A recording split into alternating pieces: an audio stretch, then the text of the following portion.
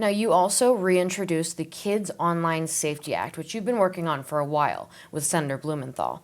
What is your response to some of the opponents who say maybe the parents should be the sole people responsible for what their kids are doing? You know, Senator Blumenthal and I have worked on this for years. Indeed, back in 2019, when I chaired the task force at Judiciary Committee looking at big tech, we were working on these issues. And then in Commerce Committee, when he was the chair and I was the top Republican, we held a series of hearings looking at big tech and what was happening to our children.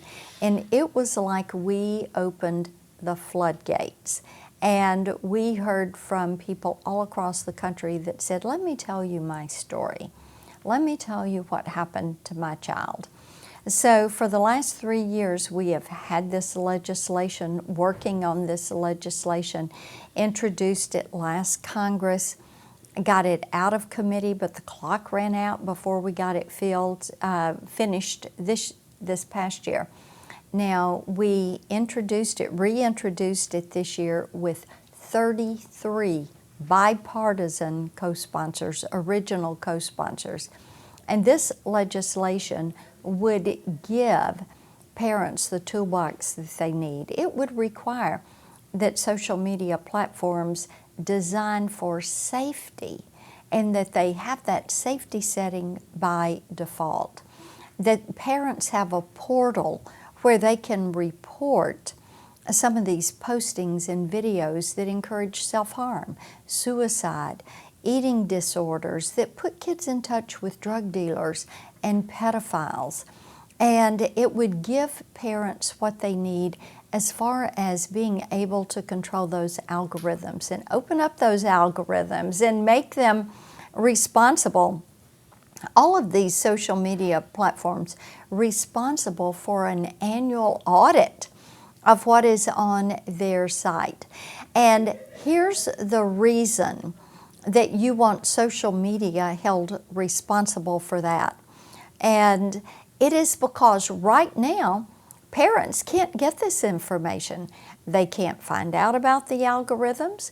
When they report some of this adverse content, the social media companies many times don't get back to them. And maybe it's about cyberbullying, and the social media company will not work with the parent. Maybe it's about some of these postings. And then the parent, days, weeks, months later, gets a response from the social media company that says, the content does not violate our community standards. But what we know is child entrapment, child endangerment, that's a crime. And these companies, these content generators need to be held responsible. Now, on this topic of social media, TikTok has become a national security concern and just a concern for some of those harmful things that might happen to children. Yes. You've announced support for a ban. What would be the most effective way to implement an absolute ban of TikTok? TikTok is a national security risk. It is a surveillance tool of the Chinese Communist Party, and they are, in essence, building a copy of you, your virtual you. They follow your keystrokes. They build basically a database of where you go and what you do when you are online, the type videos that you watch, the transactions that you make.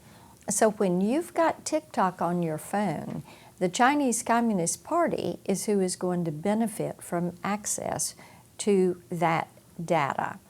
TikTok is owned by ByteDance. ByteDance is a Beijing-based company.